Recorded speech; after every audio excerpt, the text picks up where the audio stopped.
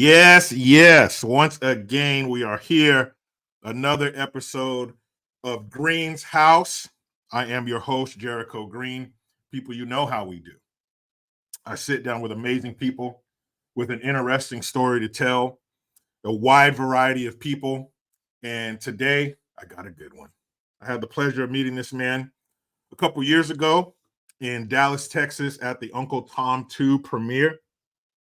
He's many things, but a few of the things that he is: a politician, a documentarian, father, husband, star, and producer of Uncle Tom and Uncle Tom 2, a business owner, and an American.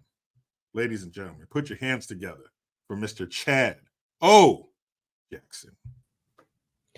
Hello, hello, hello. Thank you, Hey, thank man. you, Jericho, for having me. Hey, And thanks for being here. I thank really you for your appreciate you. service too. Hey, no problem. It was a pleasure. You know, it's funny when people say thank you for your service. I can only imagine because I did serve, so I am a veteran, so I don't know what it's like to have not served. But I imagine that people have an image in their mind of somebody who served, and Mm. I laugh because yes, we served our country. We went to dangerous places in the world, but we did a lot of messing around too. We really did. Oh, of course, Yeah. of course. We worked hard, and boy, did we play hard. Do you know But who? thank you, man. Do you know who Sturgill Simpson is? Or is No, it Sturgill Simpson? He's a country music artist, and he has a song called "Sea Stories." I think he was in the Navy. Um, but in it, he ends the song by saying, I forget exactly how he worded it, but buying time beats dying for lies in a politician's war or something like that. Anyway, I don't know why I brought that up, but it's funny because sometimes people ask me like, "Hey, my son is about to go. He's trying to figure out what he wants to do. He's about to graduate high school. I don't know if he should join the military because they'll go off and they'll fight in wars that some politician or Congress or whomever uh, uh, got us into, not for the prosperity and longevity of our country, but rather for their own interests. Do you think hmm that they should go, or what?" And I say, look, I'm not going to tell you one way or the other. Um, but if you genuinely feel that where we are in this space of the 21st century is such to where we are increasingly becoming a more and more corrupt regime as far as our politicians are concerned, then maybe encourage them to join some kind of militia or something of that matter or of that nature that actually aligns with what your values are. If you believe that our politicians are running afoul of the Constitution, and your your son is a patriotic person who wishes to preserve and conserve the Constitution, and they feel that this local militia does a better job than that, than those who are running our military, then just have that kind of conversation with them. But that's just me. You asked my opinion, and there it is. But I haven't served, so I can't really. I don't know. Far be it from me to try to um, opine on whether somebody should join the military or not. So. Well, you could still have that opinion. My dad used to always say, "You don't have to bite the donut to know it's sweet." If you Mhm. have common sense and you're able to think for yourself, then yeah, you can discern whether or not our military is a good option, depending on the level of corruption in our Mhm. government. And it's really a shame that a word like militia has to be brought back, because when you hear a militia, like in the Constitution, a well-regulated militia, that's an old Mhm. word for old Right. times. We don't Mhm. need a militia anymore. We have technology and we have new stuff, and we have we're better than that, right? We're Right. different human beings. We don't need a And militias militia are white anymore. supremacists, mind you. Oh man, the list under the umbrella of white supremacists has grown over the years. You and I are white supremacists. Larry Elder is a white Yeah, he's a black supremacist. face of So white supremacy. yeah, so that definition has really changed over the years. It used to be reserved for actual white supremacists or white supremacist groups, but like you said, if you run afoul of their script, then you can be painted as a white supremacist, even though you're not white or a supremacist.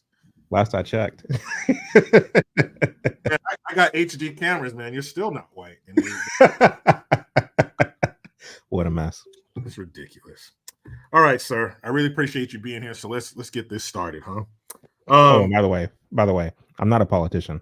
I don't know where you got that from, but well, I only say that because you ran for office. I only say it because of that. Nothing. Okay.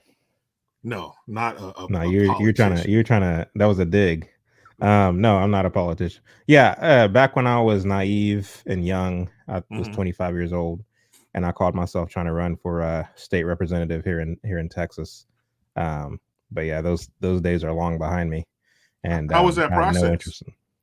It was interesting. It was interesting. I ran as a Republican. I no longer consider myself to be a Republican, but that's neither here nor there. That's not to say I'm a Democrat. Last thing I'll be is a Democrat.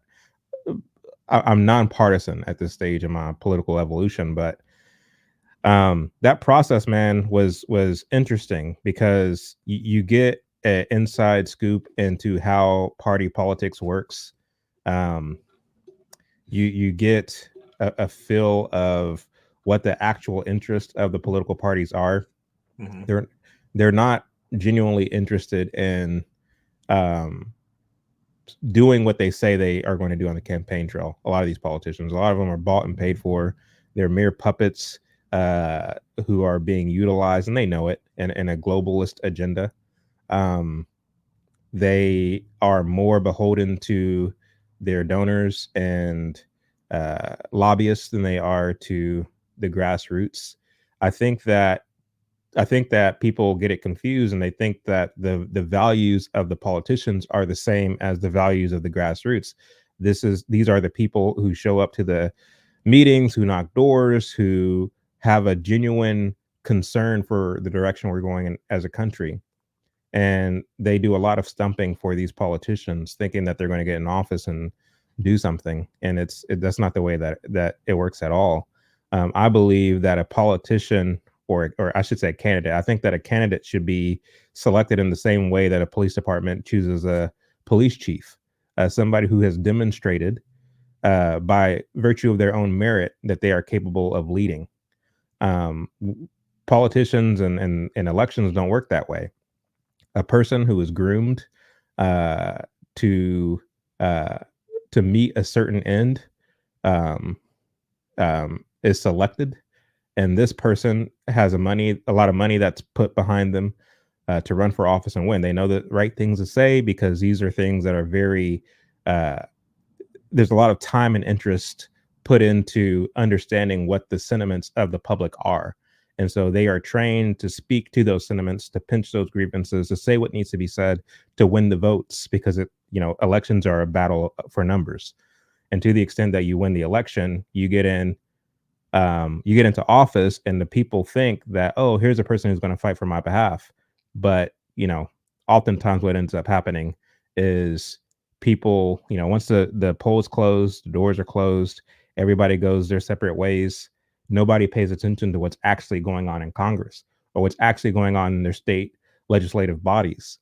And what is actually going on in their state legislative bodies and in Congress is more usurpation of our freedoms, an ever expansive government that grows all the more. At this point, we are a runaway train as far as our government's concerned.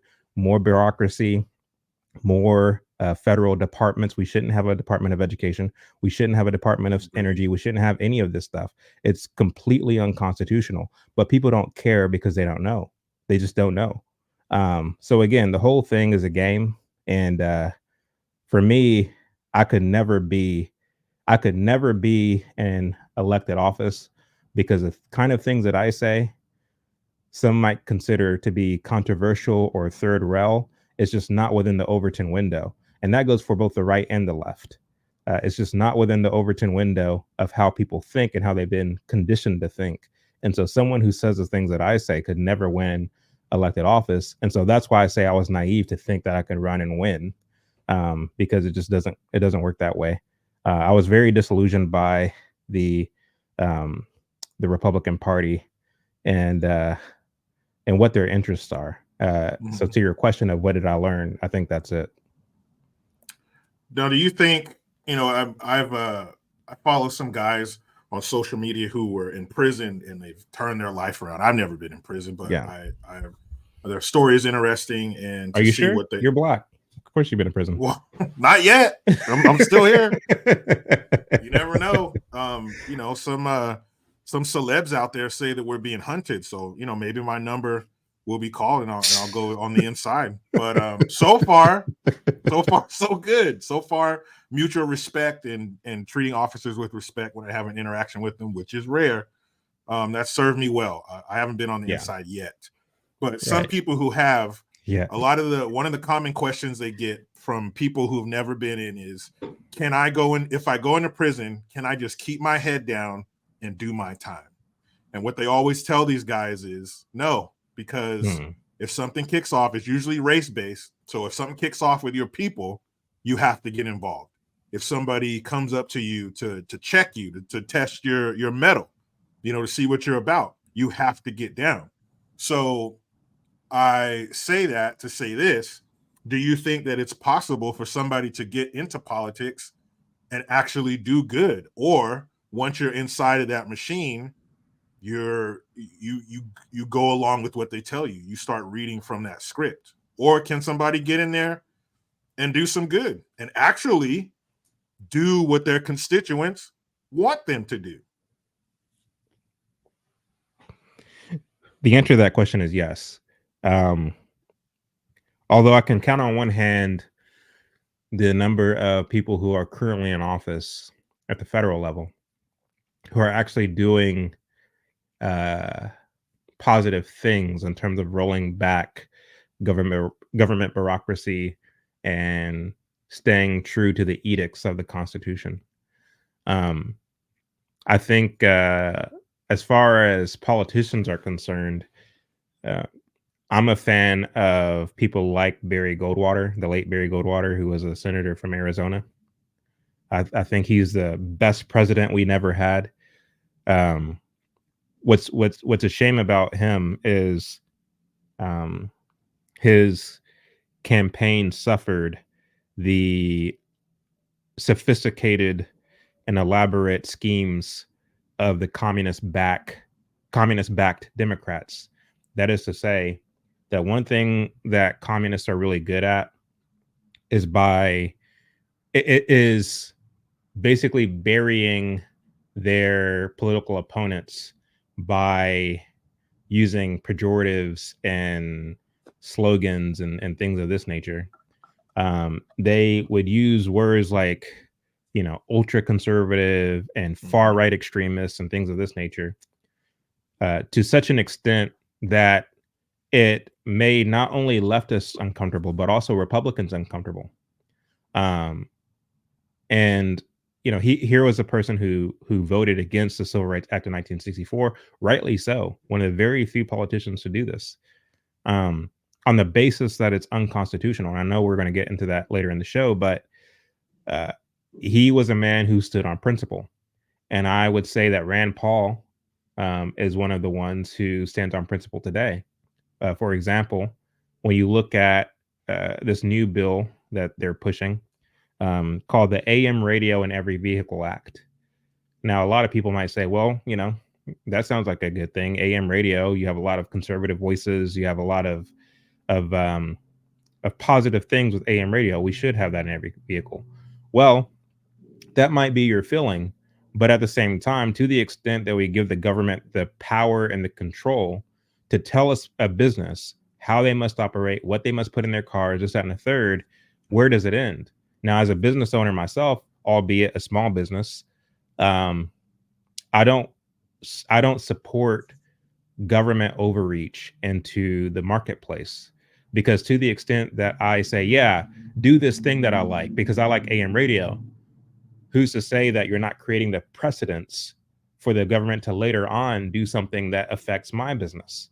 And so I say the government shouldn't have any kind of involvement at all in the free market, because to the extent that the government and injects itself in the free market, we're well on our way to a communist state, because anyone who knows anything about communism knows that communists are antithetical to the free market. They're antithetical to private ownership of business, private ownership of goods and services, private ownership of property. And so for a government to expand itself all the more and its involvement in the free market, you're well on your way to dictatorship. So when you look at that AM vehicle or AM radio in every vehicle act, people like Ted Cruz and your other so-called conservatives were fighting for this alongside your more liberal senators. Rand Paul was a lone senator who was against it, and he made the very argument that I'm making. Where does it end? Where does this government overreach end? And when you look at the car manufacturers who are taking AM radio out of vehicles, they're only doing it for electric vehicles. And so not only are people like Cruz fighting for this legislation, they are also backing this push to subsidize the purchasing of electric vehicles. And so when you look at the percentage of the population who are actually buying electric vehicles compared to those who aren't, the fact is those of us who aren't are having to front money for those who are. And so it's like, we're subsidizing as a collective the very few people who are buying these electric vehicles. It shouldn't be that way. Whether it be a subsidy, whether it be hyper taxation, all the things, the government, to the extent that it's put its foot into the matter. Again, we're well on our way to tyranny and government overreach. And so, for that reason, I commend people like Rand Paul, who are making the argument for small government, making the case for, getting back to the Constitution, even though he knows he's fighting a losing battle, because the overwhelming majority of politicians are bought and paid for. Yeah, true. And unfortunately, it's true. And it really does. It really does suck. More of the few, the very few, dictating what the rest of us do, or having the rest of us pay for whatever they're doing, like the electric vehicles or whatever they're into. I don't think you should. And I agree 100%. The smaller the government, the better, because they've proven to be incompetent on every level, local, and especially really the higher you go, local, state, federal, the higher you go, the worse it gets. So I'm all for that. So why don't we go back to the beginning, Chad? When, I guess you're a 90s baby, but when and where did you grow up? Yeah, I was born in 1990 here in Texas. I was born in Fort Worth, Texas, which is in Tarrant County, and grew up in Tarrant County in a town called Mansfield. So I went to school, public school in the 90s, and graduated from high school in 2008 during the so-called housing market crash. So yeah, that's basically when and where I grew up. And what were you like in high school? Were you an athlete? Music? I was an athlete. I played running back for our football team, and yeah, I mean, in like how I was in high school, I was one of those students who really didn't put my best foot forward as far as my education was concerned. I was a great test taker. I could take a test and pass it, no problem. But I never turned in my assignments or never put in any kind of effort as far as that's concerned. As far as my electives are concerned, I was into media, more specifically video and filmmaking. And so that's what I actually did care about, and would spend time in the media department more so than anything, really apart from football. But looking back on it, it's interesting because I feel that my high school experience is the same as most American students, namely that it's not an environment that encourages academics. It's not an environment that um, that lays the foundation for a solid classical education, which I think is important because to the extent that one gets a classical education and learn how the world works, the hard, solid, fact-based way in which the world works. From there, you can then go on to be creative. You can then go on to be a producer, one who produces and all the things. Um, we as a society are becoming more and more fluid as far as our education is concerned, where the student is on the same plane as the educator, which is super problematic. Because how then do you actually learn something if there's no healthy fear of the master or the educator or the teacher? And not only that, but a lot of educators are ill-equipped to teach, and this is certainly the case for my um, educational upbringing. And so, as a student, at least this was the case for me. If you sense that your teacher is like they don't really know as much as they're letting on, or what their position requires, you learn to distrust them, and you kind of look at your class as kind of a joke. And I think a lot of students they kind of sense that, and so they don't have any interest. And not only that, you have these things called counselors, and Mhm. the guidance counselor's job is to prepare the students for their future. um, Not every student should go to college. Some students should get into trades. Some students should go right to work or whatever. um, Most women, in my opinion, uh, shouldn't go into the workforce. They should be homemakers. But we are a society that has been crippled by feminism, that has been crippled by the civil rights movement and all these other social justice movements. And as such, this has taken a toll on the kind of education that students are getting today. And so um, I would say that my education was subpar. Um, that graduating class of 2008, we got a subpar education, and this shows in the kind of lives that we live, and the kind of lives that my peers live. The fact that they weren't able to make much or do much with the education they received, it was kind of like going through the motions. Of course, Bush was in office from 2000 to 2008, and he pushed something called the No Child Left Behind Act. And this intensified the kind of passing the students through. So we got the effect of that. So anyway, the kind of I bring that stuff up because it's important. Like, I can't just talk about the kind of student I was without looking at the climate and Mhm. um, the environment in which I was educated, if that makes sense. Definitely. And you mentioned that you own a small business. What type of small business is it? I own a plumbing company here in Texas. So what made you go to plumbing? There's other trades to get into. What kind of drew you to that? Well, so after high school, I went right to work, and I worked for a moving company. Well, it was more of a company where we would deliver furniture parts to people's houses, and we would assemble the furniture in people's houses. And I just took this job as kind of like an off season or whatever until I figured out what I wanted to do. And what I really wanted to do was to go into ministry. I wanted to be a pastor.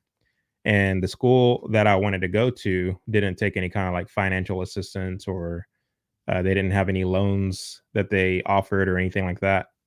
You have to pay all of the money up front for your tuition. So the what I wanted to do was to go to work and raise enough money to then go back and pay for the tuition.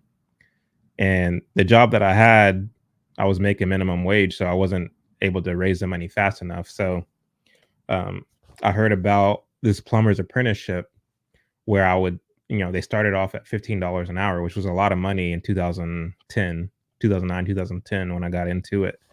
And I learned quickly that, if you wanted to keep your job, because they were always having layoffs, if you wanted to keep your job, you actually have to show some interest in not only learning the trade, but being good at what you do. And I found out quickly that plumbing wasn't something that it wasn't just a job. This was actually a career. If you want to be good at what you do, you have to look at it as a career. And so I was getting a raise like every 5 or 6 months because of how much work I was putting in. And I figured, okay, I may as well stick with this. And Mhm. not only that, but the first job I got as a plumber, as a plumber's apprentice, was at a maximum security jail that they were building, and building a brand new maximum security jail in Fort Worth. And it's a 5-story building. And my job as a plumber's apprentice was to go to each floor and ask each plumbing journeyman what materials they needed for the day. And then I would have to go to the Connex and get those materials and bring them to each journeyman. And doing this every morning, you get to talking to these guys. You're in a all male environment, men who are good at their craft, and each man had different issues and different backgrounds that they were dealing with personally. Some were dealing with drunkenness, some were fighting over custody with, for their kids, or going through a divorce, or whatever the case may be. And I would learn things about these guys, and we would have conversations, and I would have a opportunity to minister to them in this environment.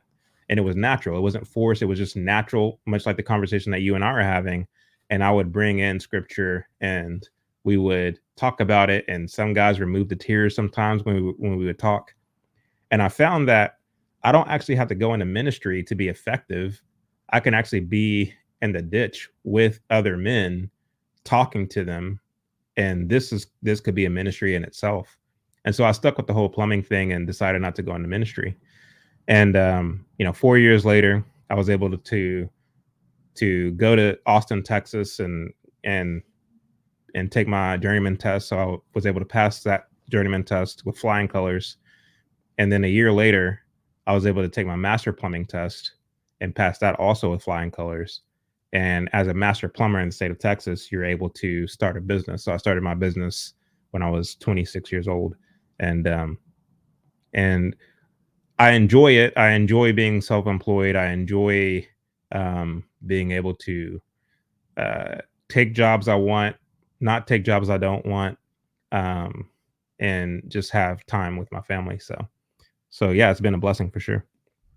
Wow, that's quick. That's very fast. To have your business started by 26. That's amazing. So what you're saying is hard work, determination, and focus Yeah. that can get you anything you want in life. Wow. Yeah, yeah. Because I mean, and I forgot to add this, when I did get into the plumber's apprenticeship, I met my then girlfriend, who's now my wife. And before I met her, I wasn't interested in dating or getting married anytime soon. Um, but when I met her and I knew that she was going to be my wife, that's when I began to take my future more seriously, and I knew I needed to do something. So that's another thing that motivated me to get into a trade. Because looking at it, you know, a lot of my friends who were in college, um, they what I realized was that by the time they graduated, they wouldn't have a career that they could get into that would pay them anything special. Whereas, when I was looking and researching trades, I figured, well, wow, these guys, they're able to start their own businesses and make pretty good money. So positioning my family financially to succeed without having mountains of college debt or whatever the case may be, it seems like trades are the best thing to get into. So that was another thing that motivated me, was the potentiality of starting a family. And and I bring that up because I noticed that a lot of young men today aren't thinking on those terms. There's a sense of entitlement, I think, that came along with growing up in the era in which I grew up, where you believe that you're supposed to, like, you have a right to housing, you have a right Mhm. to all the things, to the degree that you don't necessarily have to put in your, the work to get these things and to achieve these things. And I think that's on purpose. I think that's on purpose that people are being conditioned to think in this way, especially in California, where it seems that homelessness is being incentivized. So why would our government incentivize homelessness? Why would our government incentivize um, people not putting their best foot forward, so to speak? So anyway, I don't mean to go down that rabbit hole, but yeah, as far as starting a business, like the thing that motivated me was I knew I wanted to start a family. Yeah, speaking of homelessness, I interviewed the district attorney of Yuba County where I live, and he gave some great insight on why that happens, um, how the police are handcuffed when it comes to dealing with these people when people Hmm. call 911, what the police are allowed to do, what they're not allowed to do, where they put these people, and it's crazy, man. And California, speaking of California homelessness, we have a third of the nation's homelessness in one state. There's Wow, 50, and we have one third of the homeless population right here in California, man. It's insane. that's And crazy. before we started, I mentioned that I live north of Sacramento, and I go downtown a lot. And you would think that downtown Sacramento, downtown any state capital, you got the Capitol building, you have all these courthouses and all these official buildings with the pillars and the marble and all these opulence. When you go inside, like the state Senate building, it's crazy, man, the way those things are designed. But around the outside of it, disgusting. The Mm. the homeless people take over entire sections of the sidewalk. So if you're brave enough to walk down that part of the sidewalk where they are, to get around them, you have to step into the roadway. You got to step into the street to get around these people. Now, homelessness is one thing, or unhoused, as they like to say. But when it impedes my travel, when it puts me in danger to get around these people when they're taking over sections of the public, which our tax money goes to, and nobody's more highly taxed than Californians, it's a Right. real problem. It's a real problem. I'm not allowed to go out and enjoy the public. I'm not allowed to go out and enjoy places with my family. And as a family man, you understand some Hmm. of the best times are just going somewhere with your family. There doesn't have to Right. be a trip to a theme park or something like that. Let's just go out. Just being together is Hmm. fun, is amazing. And when Right. you go out and there's this added level of unnecessary danger, because if people think that these homeless people are just, some winos who hop in a train car from one town to the next and they got the bindle on the stick Yeah. and they're Tramp. not, man, these people are on drugs and or mental problems. It's insane. So but one of the things that he spoke about, and one of the things I really liked about the interview is that he ended it on a note of hope. There is hope. Mm. It can be fixed. You can fix the homelessness problem. You can fix the crime problem, but it's not easy. Yeah. So are you a sports fan? Being in Texas, sports is big out there. I don't have time to be a sports fan, unfortunately. Um, no, I don't have time to be a sports fan. Man, I'm too busy to be paying attention to sports. And not only that, but sports have become so woke these days. Yeah. And they're changing a lot of the rules to where I don't know. I have a theory. A lot of people, I shared this theory before, and it was met with a lot of naysayers and pushback, which is fine. But I have a theory that the rules are changing so much as far as sports is concerned, professional sports are concerned, and in the NCAA, to where is it? Did I use that acronym correctly? NCAA. College, yeah, NCAA. Yeah. To where I would venture to say within 10 to 15 years, the rules will be so strenuous that women are going to be able to compete in Oh, professional sports. don't say that. Um, I think that's the direction that we're going. Like, I mean, if you look at football, where you can hit, how you can hit, Oh, things of this nature, is going to be so strenuous and the bar is going to be so low that, women are going to be invited to compete in professional sports, and they're going to look at this as progress. By the way, I did that. That's not ash. That's I was working in my yard earlier, so that's mud and dirt. But um, so I'm not ashy. But That is moisturized, people. He's very moisturized. All right. but yeah, as far as sports, yeah, unfortunately, and not only that, I don't know. Maybe I just be overthinking it. But if you look at high school sports, um, here in Texas, um, you have a lot of these teams that are dominating, but then you look at the team's average grade point average, Mm-hmm. and you look at the school's um, college readiness rate and their math proficiency and reading proficiency, and you see that it's below average, but yet they're spending all this money for the football coaches and the stadiums and the uniforms and the helmets. The priorities are misaligned, um, which I don't think we should have public schools in the first place. But that's neither here nor there. um, to me, it's just hard to get into something like that knowing what's going on. Mm-hmm. You know what I'm Well, you saying? have, yeah, definitely, and you have sons. Hmm. So what do you say if your sons want to get into sports? If they have, some athletic ability. You played high school Hmm. sports. Some of that Right. might be in their DNA. So do you? Yeah. What do you say to your sons if they want to get into sports and football or whatever? No, I mean, I would encourage it. I would foster them through that. I'm not going to say no, you can't play sports. I think sports are good. I think you learn a lot about life through playing sports, especially team sports. Hmm. So I don't think that the idea or the concept of sports is bad per se. I'm just saying, like, it's not for me to sit and watch a football game or sit and watch a basketball game. For one, I don't have time to do it, but two, like, my brain gets to going if I'm watching uh, if I'm watching, for example, a football game and I see on the sideline they have the banner and it says Black Lives Matter or whatever, like, Ugh. I'll just check out. I'll turn And it off. and it says in the end zone, end racism. Yeah, It and takes all of us. Stop. yeah, yeah. When I start seeing stuff like that, it's like, okay, I'm done. That's about enough of that. But yeah, I mean, as far as my son wanting to join a sports team or what have you, yeah, I would encourage it and be present to their games and all the things.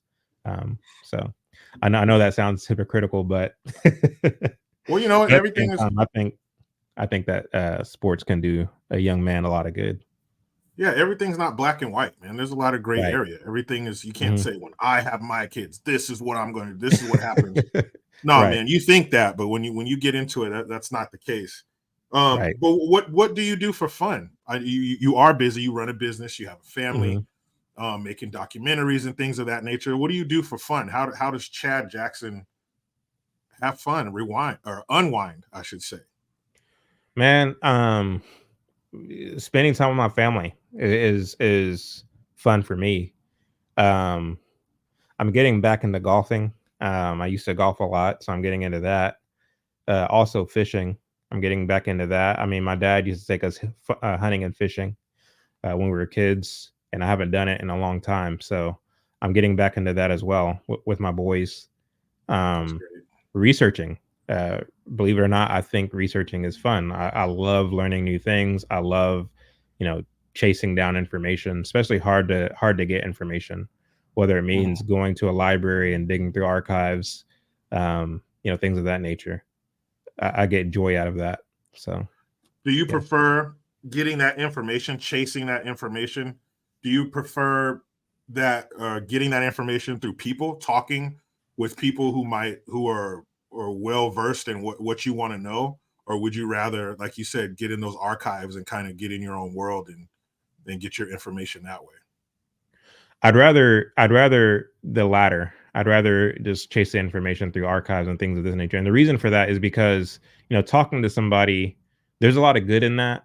However, what you find is um, all people can do is opine. All people can do is um, give their own conclusion to a matter that they themselves have researched or something that they themselves have interpreted. But the kind of research that I do when it comes specifically to social justice movements and things of this nature is reading the writings of the individuals who quote unquote led the social justice movements. Or right now I'm doing a lot of research into ancient Roman history, ancient Germanic history, um, and it's good to read the notes and papers of the individuals who I'm researching, because you get an idea of what they themselves were thinking, what their agenda was, what drove them. And to me, I think it's more raw that way, to get the information that way. For example, Martin Luther King. People don't know this about Martin Luther King, but when it comes to a lot of the speeches that he gave, he didn't write most of his speeches. They were written by Stanley Levison, uh, Clarence B. Jones, Bayard Rustin, all of whom were avowed communists. And that made me wonder initially when I was researching him, you know, what is this so-called Christian pastor doing, taking cues from communists when communism is antithetical to Christianity? Um, Karl Marx, the father of communism, said himself that religion is the opiate of the people. So, you know, in the same way that the Bible says that what union does darkness have with light, I asked the question, what union does the so-called Christian pastor have with these avowed communists? And then you read more into the things that drove MLK, what his personal beliefs were, not only concerning Marxism, but also concerning religion. It becomes very clear, like, oh, he was himself sympathetic to Marxist ideology. So he wasn't a pastor in the truest sense of the word, because he didn't even believe in the central figure of Christianity. He didn't believe that Jesus rose from the dead. He didn't believe that Jesus was who he said he was. And so all of it was a front. All of it was deception, which goes into something that Walter Lippmann said. Walter Lippmann, by the way, was a public intellectual of sorts. He was an advisor to numerous politicians, including FDR. He wrote a book in 1922 called Public Opinion. And in this book, he says that if a leader wants to push a campaign, the way that he should do it, or the way that he does it, is uh, to use rhetoric that the public can get behind, whether it means pinching a grievance, sounding patriotic, this, that, and the third. And to the extent that you do that, you can get into the good graces of the people. And when they learn to trust you, you can then push whatever campaign you want. Never mind the fact that that campaign is disconnected from your rhetoric, from the thing that you said that got you into their good graces. That's the so-called "I have a dream" speech. Because if you listen to that speech, it sounds patriotic. It sounds wonderful. It sounds great. But what is he talking about immediately after? We want a mass redistribution of wealth. Well, mass redistribution of wealth is communism. And so what he's saying and what he's doing are at odds. When you look at the man Martin Luther King, he was a degenerate. He was a serial adulterer. He just wasn't a good dude. But we know him as the moral leader of the civil rights movement. He was anything but. But again, all of it was deception. When I look into somebody, and when I'm doing research into somebody like Martin Luther King, again, I'm more interested in what he himself believed, what he himself said, more so than what somebody had to say about him. So, And speaking of that, I learned that in Uncle Tom too, and I talked about it during one of my lives, and you and Justin were kind enough to share it. Um, I felt stupid. I felt fooled. I was what, 41 years old 2 years ago. I'm a grown man. How in the hell was I fooled like that? Because Martin Luther King and the "I Have a Dream" speech, the part they always play. They don't play that part immediately after he talks about a redistribution of wealth, which is textbook communism. They only pushed that one, that I have a dream at my schools growing up for Black History Month, which was nonsense. That's what they played. I remember McDonald's having commercials, and it's Martin Luther King and Harriet Tubman. It's this Mount Rushmore of these Black leaders, and you dare not question them. You dare not say anything that's different from what we've been told. And we've been told that Martin Luther King is the face of the civil rights movement. He is the face, the ultimate representative for Black folks.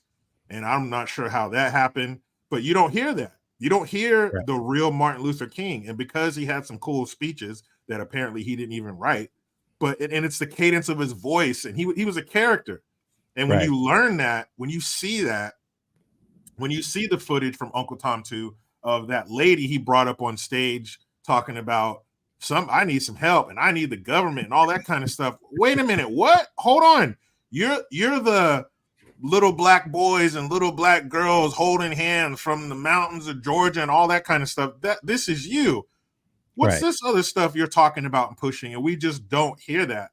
And I think people are comfortable with that. They don't want to know the real Martin Luther King. They're comfortable in knowing or thinking that he was this one type of person, that he was just this great figure and he was morally sound and he didn't do anything wrong and he was just doing this for us, and the being put in jail and all this kind of stuff. And it really sucked, in a good way, if that's possible, to learn the truth. It was painful to learn, but it's the truth. And another thing I want you to touch on is Black Wall Street. So we're told, and so many people believe, and even when you tell them, no, this is what happened pretty much immediately following that. Within 5 years, this is what happened in that same town. No. It was this and the evil white people, and they burned it down. But please educate us on Black Wall Street and what really happened. That's a good question. I can't get right into it without first laying the groundwork. In order to touch on Black Wall Street, it's important that people first understand the Soviet Union's interest in pinching grievances and agitating relationships between Black and white in the South circa 1921. If you read the Communist Comintern documentation from around this time, you'll see that they had a huge interest in stoking the grievances. And so to the question as to why they would have such an interest, you have to understand that the communists saw Black folks in America as the kind of tip of the spear in terms of ushering in communism into these United States of America. So to the extent that Black businesses were thriving, that became a problem for the communists. That became a problem for the Soviet Union, because to the extent that Black folks are entrepreneurial, they are cashing in on this capitalist idea, they become useless to the communists. They're no longer that tip of the spear. And so you have to keep them agitated, you have to keep them riled up, you have to keep them discontent. And so as such, it became necessary for them to initiate all kinds of issues, brawls, riots, things of this nature. And it was a plus if in the process the Black businesses were burned down, because to the extent that those businesses are burned down and the Black folks say, look, white folks destroyed all this, we tried to do it their way, we tried to be capitalistic, and that's not working. To the extent that you get into that headspace, groups like the NAACP become all the more desirable. It becomes all the more desirable to join the ranks of the NAACP and the socialists, because if we're not able to get ahead through capitalist means, let's try this communist thing out. Maybe we can get ahead that way. So this is the kind of thought process that goes into this kind of socialist or communist agitation. The Soviet Union had something called agitprop. It was a a department within the Soviet Union. Agitprop standing for agitation and propaganda. So they were very skilled at trying to stoke race grievances, and to use the kind of chaos and fallout to their advantage. Not only that, but they were very influential into the way that the Ku Klux Klan, moved. A lot of the Klansmen were themselves communists, or at least were idiots who were very easy to trick and to take into the streets because they believed that these Negroes did this, that, or the third. It goes back to what you said earlier about it being gray. It's not so much black and white. It wasn't this whole business of, the Klansmen, they hated blacks and they wanted to make their life miserable. End of story. No, there's a lot more going on than what meets the eye. And the communists were very much a part of that. Now, all that to say this, there was a journalist by the name of Richard Lloyd Jones, and he owned a paper called the Tulsa Tribune. And in it, he wrote a story, Nabbed Negro for Attacking White Girl. The Negro in question was a man named Dick Rowland. And Dick Rowland allegedly tried to harass a white girl on an elevator. So he wrote this article knowing full well the kind of agitation that would follow. Richard Lloyd Jones was a so-called progressive.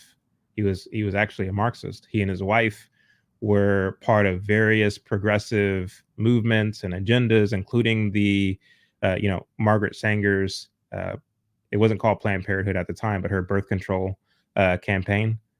So they were part of all the progressive things. And so, again, he wrote this article knowing full well the kind of mess that it would start, the kind of mess that would ensue. At the same time, there was a civil rights attorney named A.J. Smitherman. He wrote for a black newspaper in Tulsa. And he wrote a similar article, only reverse, trying to get black folks into the street to cause some mess as well. And it worked like a charm. Blacks showed up to the jail where Dick Rowland was. Whites showed up to the jail where Dick Rowland was. And they were armed, they were angry, they were agitated and upset. And the white folks demanded, I should say, that the sheriff release Dick Rowland into their custody, but the sheriff refused because he was a man of the law. So because he refused, there was a fight that broke out. There were shots that were fired. Nobody knows who fired the shots. And there was a big brawl that took place. There was a riot that took place. And in this riot, there were buildings that were burned down. There were people who were displaced. There were a few dozen blacks who died, and there were also whites who died as well. And after the dust settled from this riot, everybody went their separate ways. Blacks began building back their businesses and their homes.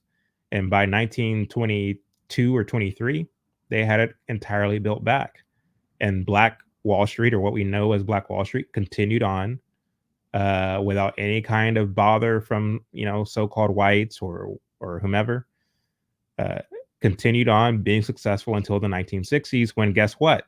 The civil rights movement was in full effect. Integration was in full effect. The thing that killed Black Wall Street wasn't the riot in 1921.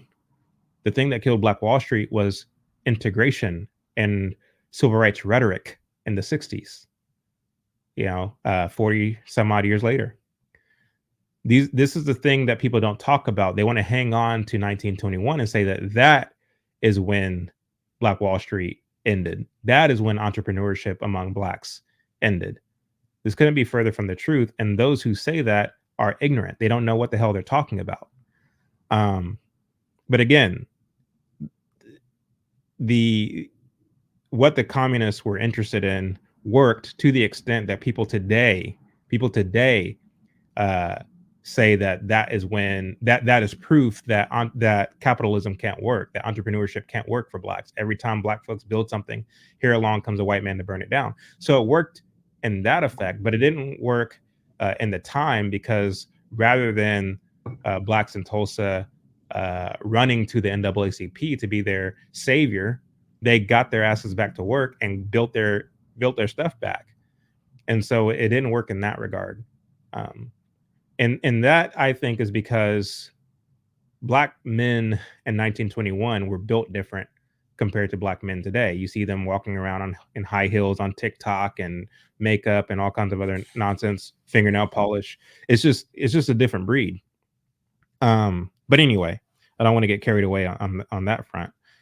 But yeah, this whole concept of, there was a massacre, and that's another thing they do. They change the word from riot to massacre, so as to insinuate that white folks came in the dead of night and just burned everything down and killed as many Negroes as they could find. Not happen, didn't happen at all. So again, the story is told differently today by your more prominent figures, including the president of the United States, Joe Biden. Um, um, the effect, once again, uh, it works because you have a lot of black youth today who, to the extent they learn about the story, the conclusion that they get is, once again, anytime black folks try to build something in America, white folks come and they burn it all down. So because capitalism can't work for us, because a white social construct can't work for us, we need to go some other means. We need to be more revolutionary in the way that we pursue politics in the United States. And when you look at the Cato Institute study in 2018, which asked the question of which is better, socialism or capitalism, every ethnic group said capitalism is better than socialism, except for so-called black folks. Black folks had a 60% favorability of socialism compared to capitalism.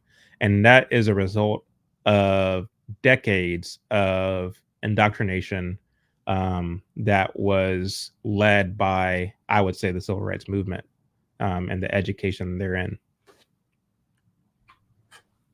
They leave out two key points to the Tulsa riots. Number one, that it was never rebuilt, and number two, that everything was one-sided.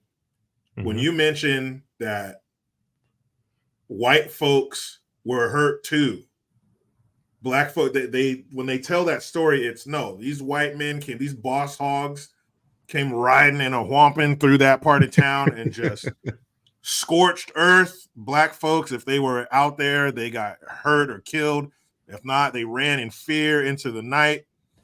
And when you hear stuff like that, it's similar to the story they tell us about the Indians, that the white man came and he gave them, liquor and disease blankets and, Right. huddled them into the middle of the country.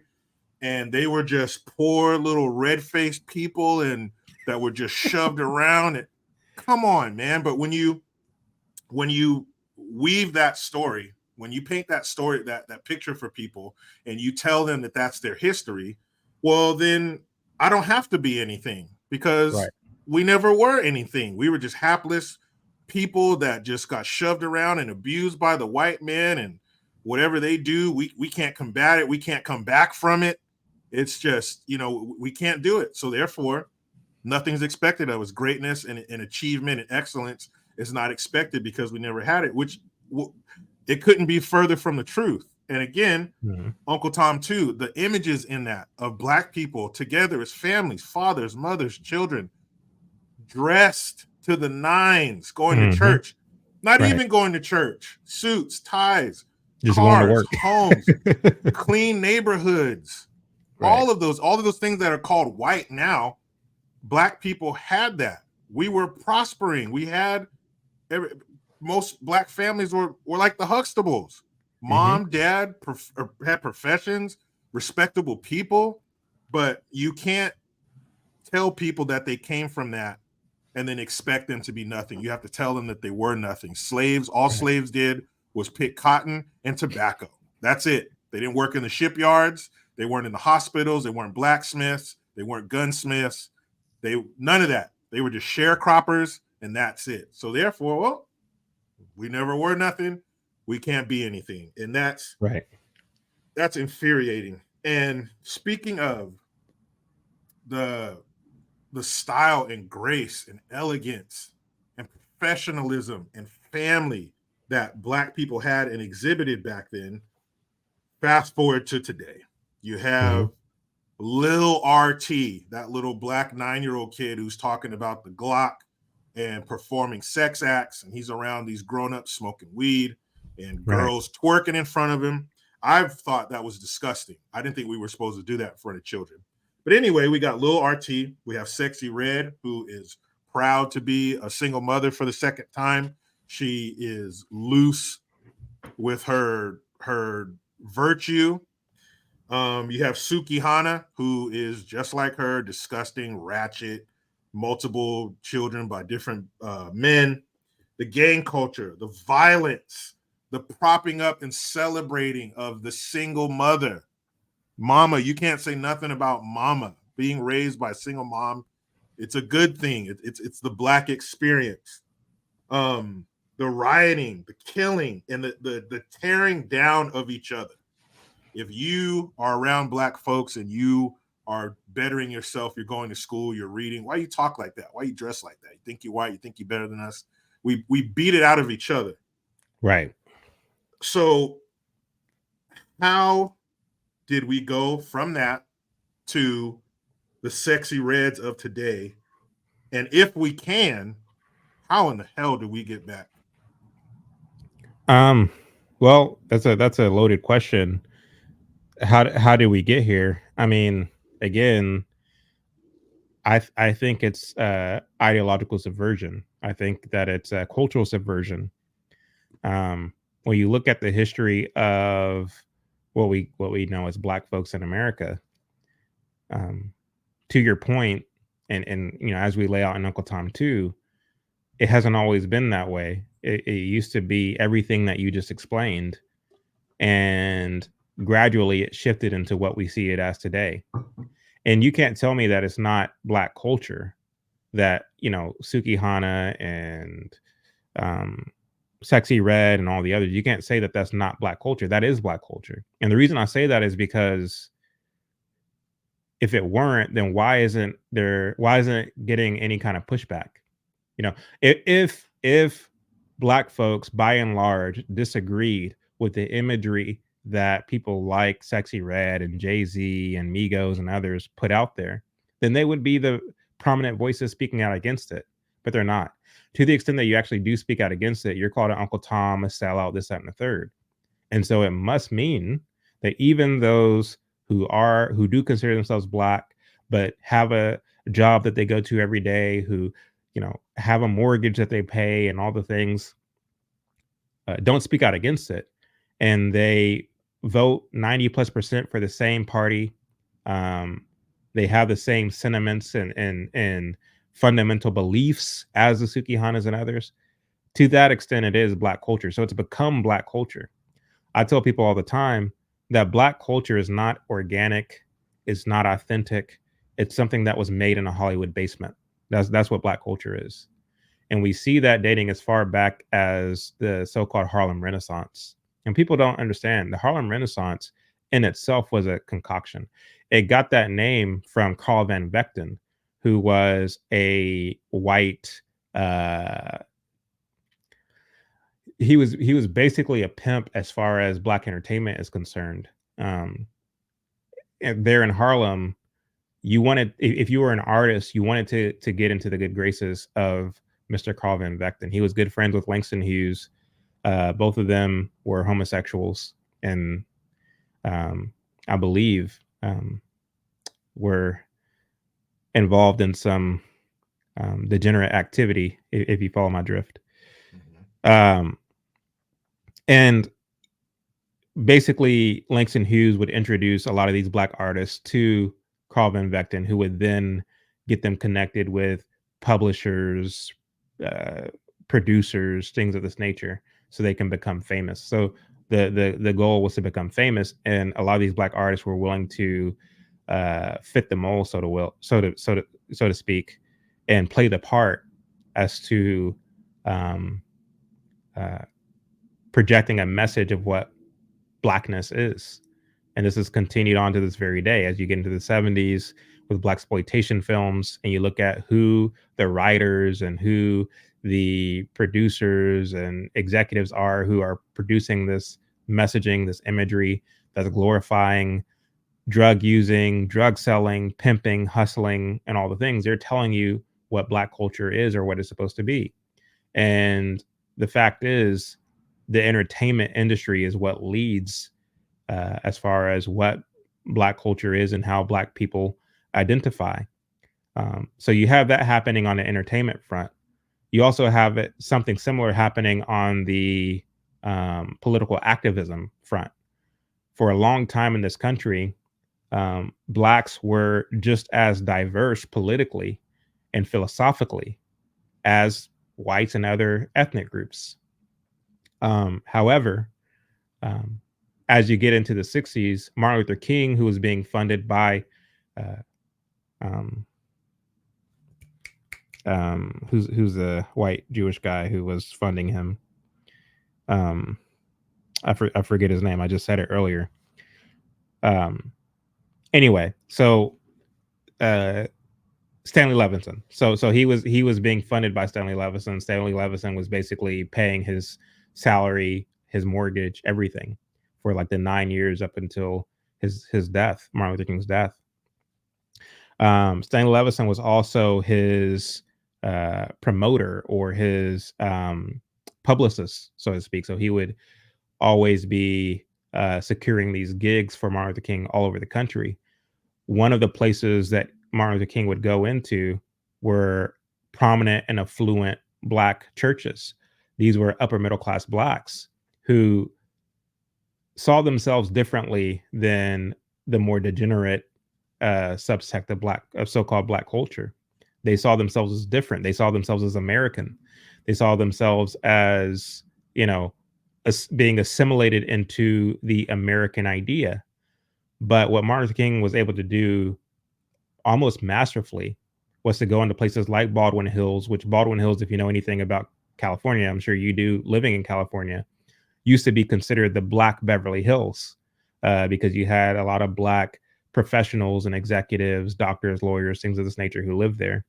So Martin Luther King would go into these churches and basically guilt these more affluent blacks into not doing enough for the civil rights movement, guilt them into seeing themselves differently than their brothers and sisters who are not as affluent, who are not as privileged. And subsequently, you saw a lot of these more affluent blacks joining the NAACP, taking out long memberships and um, investing a lot of their time and money into the civil rights movement. And so what Martin Luther King and his ilk were able to do was to create a kind of monolith in terms of what black people believe politically.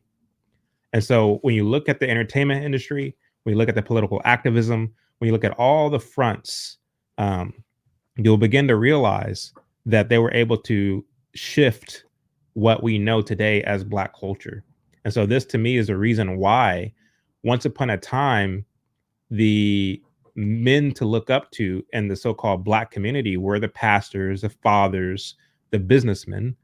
And as you get to today, those people or those positions have been replaced with your P. Diddy's, your Jay-Z's, your hip hop executives, so on and so forth. So how do we get here? How do we get to a place where the people that we aspire to be, the people we look up to, are not the men who are actually taking care of their families and leading by example, but instead are the former drug dealers who brag about selling drugs, who brag about the bodies that they, stacked up, or the women that they've slept with, and things of this nature. This happened gradually over, at this point, over 100 years. So this is how we have gotten to where we are now. And again, yes, you can say that not every black person lives in the hood. Not every black person sags, or not every black person looks or acts like Sukihana or Sexy Red, but they vote the same way. They don't have anything negative to say. They don't push back against it and say this doesn't represent us on a mass scale. And again, to the extent that you do get any kind of verbal pushback, it's usually a conservative, a so-called black conservative, which I don't really use that terminology, but I will for the sake of this conversation. And those people are once again uh, uh, dismissed as being Uncle Toms and sellouts. And so, all that to say, this must be black culture. I mean, it must be, because if it weren't, you'll see more black people speaking out against it. And how many times do you think you've been called a coon or a sellout or Uncle Tom? I don't know. I don't really pay attention to that, but I would venture to say a lot. Nobody has called me that to my face. Never. Yeah, nobody's called me. I mean, social media is a different thing. You see a lot of these delusional black folks getting into your comment section saying coon or put on the little coon emoji or whatever. But I've never been called it to my face. That's for sure. Yeah, same here. Never. Always online. Usually the most vile, disgusting stuff comes from other black folk, but never ever to my face. And I've asked this question of my brother because there are very few people whose opinions I value. And you remind me a lot of my brother. Well educated, both, life and formally. But why us? Why isn't this happening to Mexican folks? Why isn't this happening to white folks or Asians? Why black folks? Why do we take this baton from these Marxists and these communists and run with it? We're like a crock pot. They put all the ingredients in, set it, and forget it. We'll take it from here. We'll verbally and physically beat each other down when we try to do better. We'll kill each other in or out of the womb. We will gladly act like this. Sexy Red and Sukihana did a rap video in the parking lot of a Popeye's chicken. They did a rap video in front of a Planned Parenthood. Why is it us, Chad? Why us? How does it work so well on us? Well, I mean, again, like a lot of time and effort was put in initially into getting their hooks into, by them I mean the communists, or whatever you want to call them. A lot of time, I would call them Satanists, but a lot of time and effort was put into getting their hooks into the prominent black figures, your NAACP contingent, the WEB Du Boises, and that whole contingent. Your entertainers, your Nina Simones, your James Browns, this, that, and the third. And they were able to, and again, gradually shift the dynamic, the cultural sentiments, the body politic, if you will, of black folks in this country. And of course, you have a lot of quote unquote grievances to go off of in terms of slavery, in terms of so-called Jim Crow and others. You're able to look at this and use it as a kind of foundation to say that, look, this is how they treated us in the past. This is how they continue to treat us even now. When you look at these black and white photos prior to the 1960s, the black folks who are dressed to the nines, who are carrying themselves with dignity, you don't see any distinguishable difference between them in that era and white folks in that era. They look the same. The only difference is their skin complexion, but the way that they take care of their families, the way that they go to work every day, the way that they move and this, that, and the third is no distinguishable difference. But as you get into the 70s, you have the kind of pro-black era, the kind of say it loud, I'm black and I'm proud era, where it became vogue to embrace one's blackness. You see all of a sudden picking your hair out into an afro, wearing African garb, naming your children all kinds of weird, so-called African names, which aren't really African names, but and then from there you're able to come up with names out of left field where you merge this person's name with that person's name, and all of a sudden you have a concoction. blackness became something that you wear. And so nobody stops to ask the question, who has defined what blackness is? More often than not, you'll find that the engineers of blackness aren't even themselves black, which is something that we're going to get into in Uncle Tom 3. But they didn't do it. Um, they didn't do it independent of black figures who are all too willing to play the part.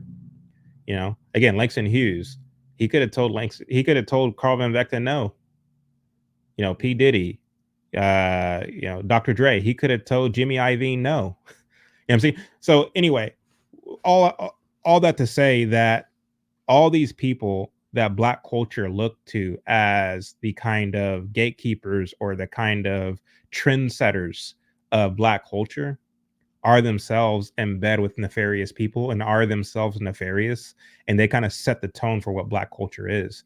And so at this point, at this um, stage and where we are, it doesn't take much. It doesn't take as much time and effort as it once did, when you had to subvert the culture, so to speak, where you had to shift the culture, so to speak.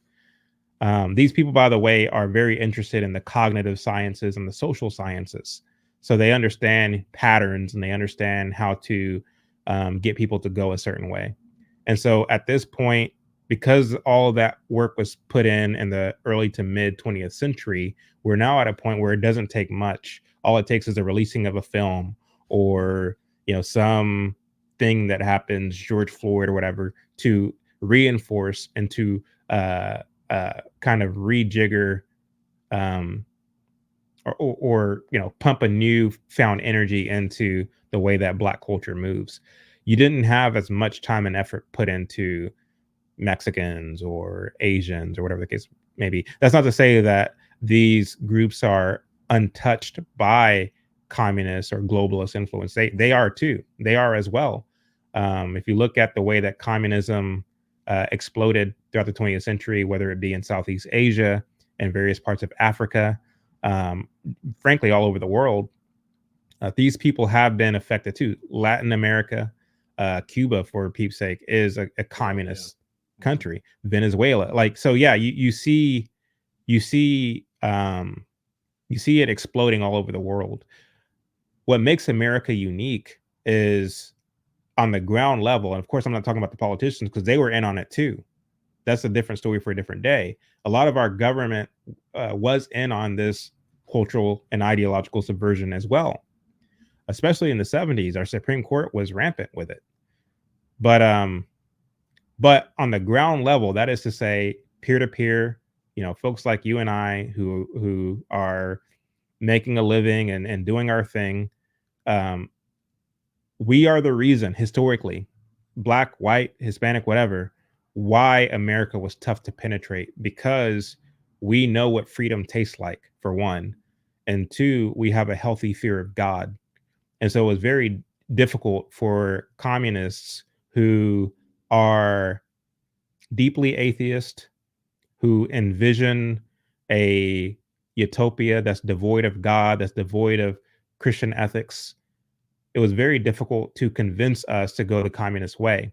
So you weren't able to penetrate us much the same as you were able to do with some of these countries that, you know, were atheist or didn't have the same kind of moral values that we had. And so you have to do it subversively. You had to do it covertly. You have to do it through entertainment. You have to do it through very sinister means. You have to do it through education. And one thing that's true about communists and globalists is they're not afraid to play the long game. They're not afraid to play the long game. They do something called revolution by hiring committee, where they uh, establish sleeper cells all over the country in various institutions, government, private sector, this, that, and a third, in order to gradually shift those institutions into their liking. I know what I'm saying sounds very conspiracy theory esque, but I can back everything that I'm saying with receipts and with hard research and evidence. But the fact is, most people aren't willing to listen or they don't care to hear it, because most people just want to, live their lives, enjoy their lives, and not have to worry about it, not have to think about it. But to the extent that we don't think about it, to the extent that we aren't aware of how this game is played, we are losing our country all the more. And who knows what we'll look like in 20 years. Look at 20 years ago, but 23 Yeah. years ago. Let's take it back to 2000. You watch, or just think about how it was, but you watch TV shows and movies, things were just totally different just 20 years ago. And 20 years ago Right. is a blink. Right. That's nothing. Let me ask you this. And if you can boil it down to a simple yes or no answer, then please do.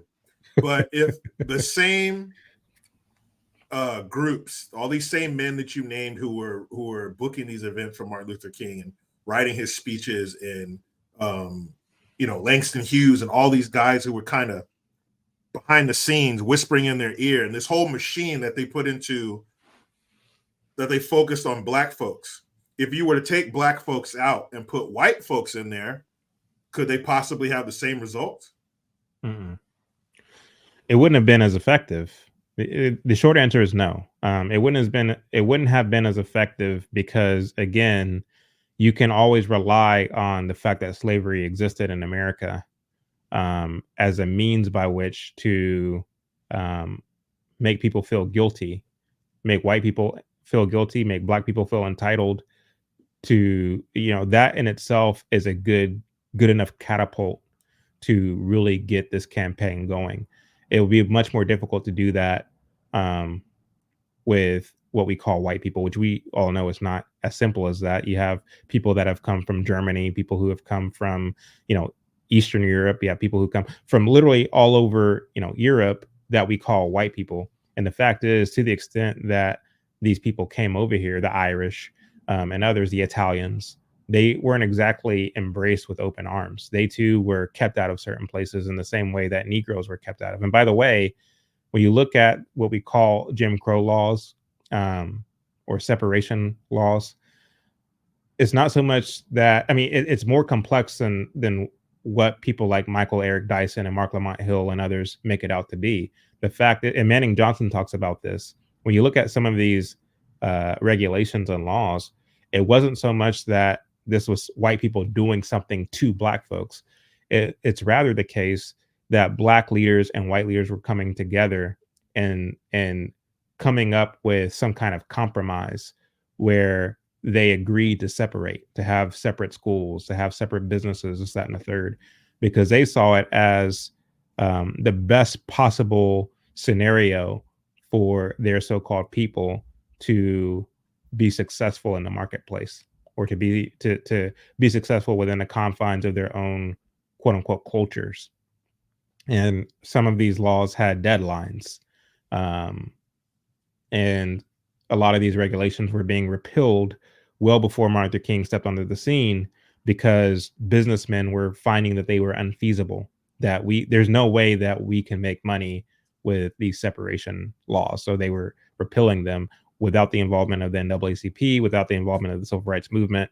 And so it's a lot more complex than what people make it out to be. They like to exaggerate the conditions, because to the extent that you can exaggerate the conditions and make it look like a black person was just randomly walking down the street, and all of a sudden here came a police officer along with a fireman, and they started hosing the Negro down and sicking a dog on him. Like, this wasn't happening every day in the South. It just wasn't. But that's an aside. The fact is, the conditions are not nearly as turbulent as we're made to believe today. The reason why they exaggerate it and exacerbate it to the extent that they do is to make somebody like a Martin Luther King all the more relevant and all the more necessary. Because the fact is, without the civil rights movement and without communist agitation and involvement, and without the government hyping these people up, all of these Jim Crow laws would have died before the 90s. I would venture to say before the 80s, they would have been repealed, because they were just not feasible. And this is the free market doing what the free market does, unabated by the government. So the answer to your question, I guess that's my long-winded of saying no, it wouldn't have worked if it were just white folks, because um, you don't have that kind of catapulting thing that you can lean on to uh, to to initiate your grievance social Mhm. justice thing.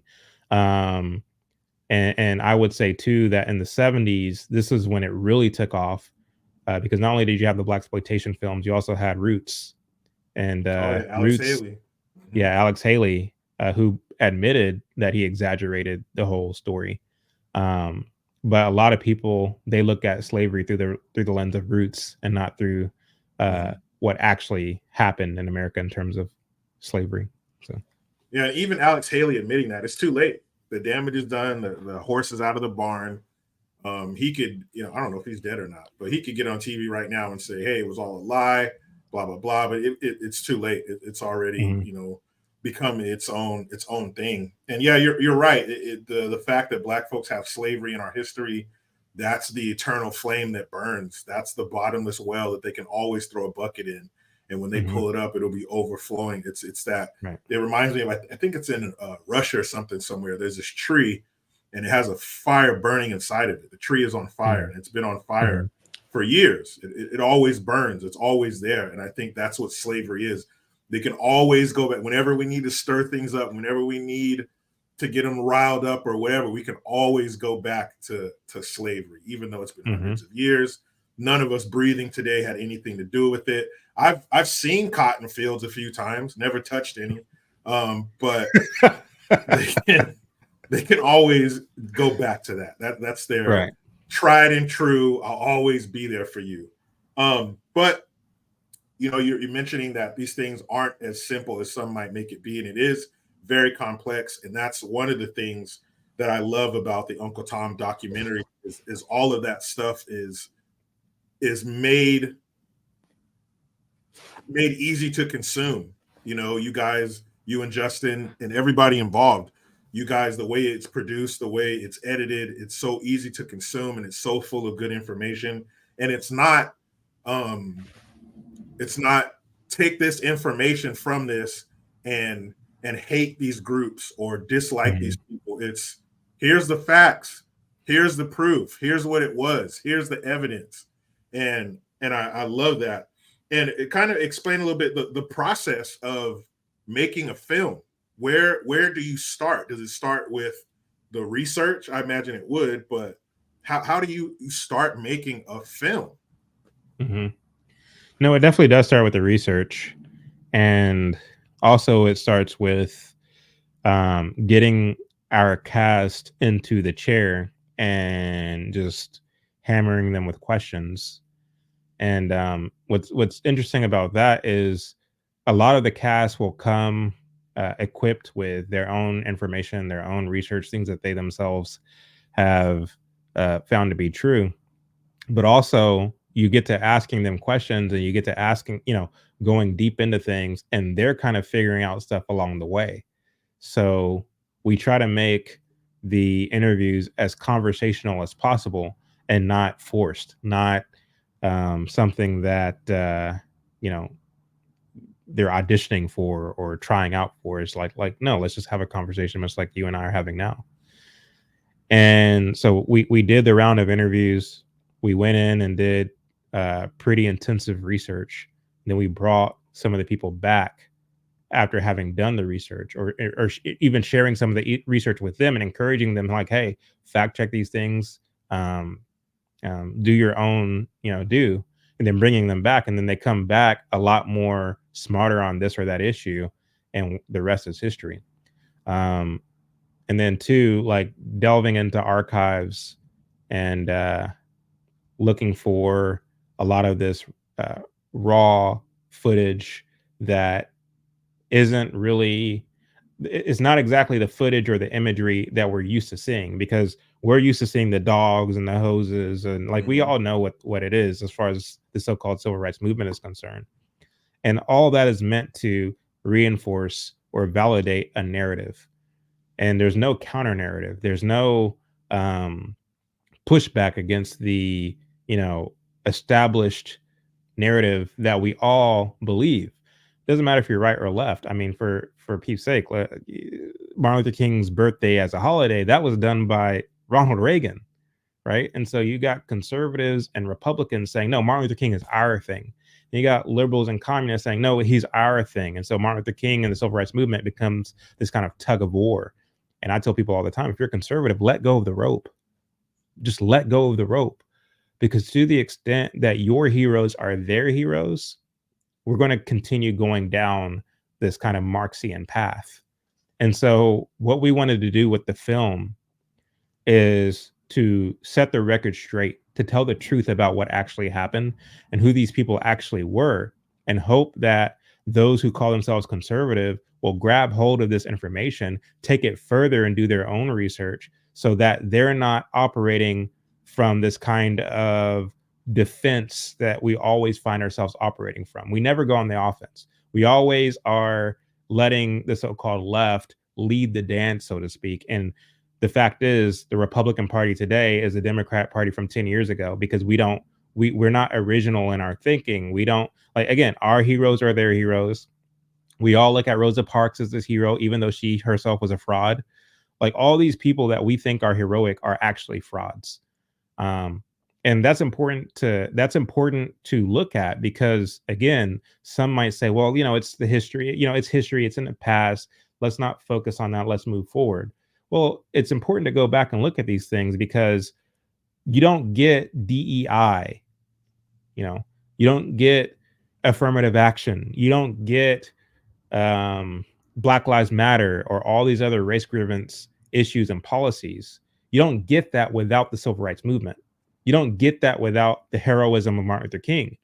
They're able to, like you said, keep that fire burning by always looking at Martin Luther King, always looking at slavery to justify new legislation to come, to justify new social justice movements to come.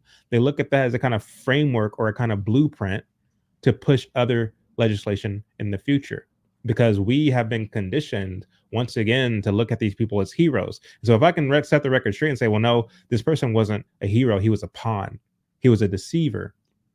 My hope is that, again, if you call yourself a conservative, you will look at that and you will think twice about the next time a social justice movement come along. You won't be so easily tricked or duped into going along with it. When we saw George Floyd, you had conservatives, Democrats, Republicans, you had everybody who all of a sudden moved just a little bit further to the left. And actually, as it turns out, Derek Chauvin wasn't kneeling on George Floyd's neck. Mm-hmm. You know what I mean? Like, George Floyd had enough drugs in him to kill 3 horses. Like, again, the facts are such to where had people taken the time to really look at it, it wouldn't have became the sensationalized thing that we know it as today. And I would say that had people known their history, had people known what we lay out in Uncle Tom 2 and how this game is played, they would have been less likely to fall for the whole George Floyd thing or the Michael Brown thing or whatever the case may be. And so I feel that because people think that it's unfathomable, that it's inconceivable that such efforts will be can be taken by these sinister globalist Marxist type people, because they think it's unfathomable that people like who's a guy who wrote Rules for Radicals. I forget his name. Anyway, he's the guy who wrote Rules for Radicals and talked about, like, you're not going to lead a revolution by taking picket signs and going into the streets. You lead a revolution by dressing up in a suit, looking like the corporate executives, going in and subverting it from the inside. Saul Alinsky, there you go. People think it's unfathomable that people like Saul Alinsky exist, and because when you don't know or you pretend that the devil doesn't exist, that leaves the devil full reign to do his mess in the public. And you don't know. You think it's all organic. You think it's all natural. Of course, these Black people are rising up. Look at how they've been treated for hundreds of years. Not realizing that, no, there's puppeteers behind this. There's people who are pulling the strings behind this. And so my hope with Uncle Tom 2 is to correct the public record, the historical record first and foremost, but to equip people with the knowledge to not be as gullible the next time something like this comes along. Man, one of the images I will never forget from that entire George Floyd debacle was Nancy Pelosi and others wearing kente cloth scarves or whatever those were and kneeling for 8 minutes and 46 seconds. I bet you those kente cloth scarves probably still had the tag on them. And as soon as they were done doing that crap, they took those right back to Target or wherever they got them from. That who didn't look at that and laugh? That's ridiculous. Even if all of that stuff, even if it were true, even if George Floyd was a model of health, he had nothing in his system, and he really did die that way. That Chauvin really did kneel on his neck and he choked him to death. Even if that was true, that was ridiculous. Yeah. That was a mockery. That was, I could not believe I was seeing that. And where was the so-called Black community to speak out against that? Again, I don't buy any of their "this is racist, that's racist." Bernardo, I don't buy any of that. Any story that I hear from a Black person talking about some racial experience, like, I don't buy it. I'm just not inclined to believe it, because I know that, you know, chances are they look at everything through the lens of race because they've been conditioned to